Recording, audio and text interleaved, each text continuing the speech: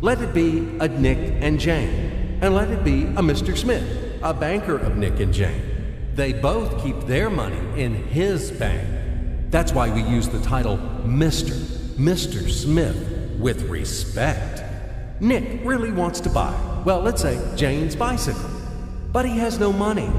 More precisely, he has money, but not enough, only $10, while Jane wants $100 for her precious bicycle.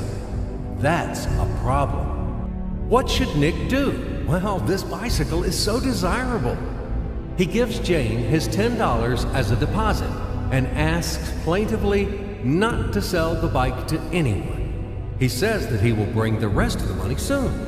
At the same time, he runs to his bank, to the respected Mr. Smith, to get a loan for the missing $90. As ill luck, Mr. Smith has no money at this moment, but he knows perfectly about $10, which Nick gave to Jane. And where will Jane bring his money to? That's right. She will put these $10 in her lovely bank to the same Mr. Smith. Therefore, Mr. Smith asks Nick to come back tomorrow in the hope that tomorrow he will get these $10. And everything happens this way. The next day, Jane brings $10 to the bank. The bank provides Nick these $10 on credit. Nick immediately gives them to Jane. She again puts them in a bank.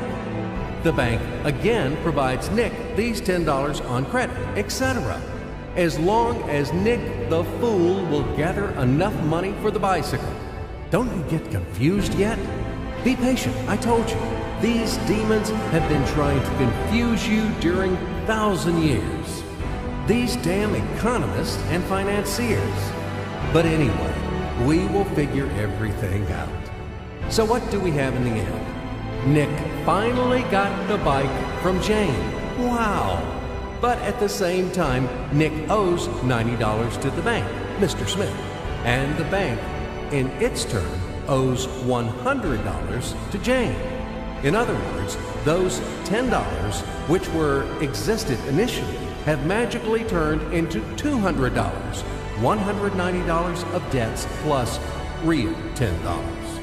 But these $10 would also turn into $1,000, even in a million or a billion, if Nick would make a more expensive purchase. In this case, our $10 would make the increasing number of its cycles, circuits from hands to hands. That's it. So, what happens in today's world? SOS!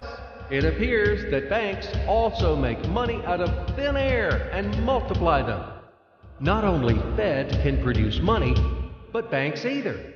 In short, everybody can do this, except you and me. We are not in the business at this celebration of life. I would like to print or draw some money as well. In fact, these banks multiply money without any control. And we're still wondering why the banker lives better. What are naive fools are we? Now it is clear why. The one who produces the money, of course, lives better. But this is not enough. From this moment, poor Nick will never be able to repay his debts owed to the bank, no matter how hard he would work.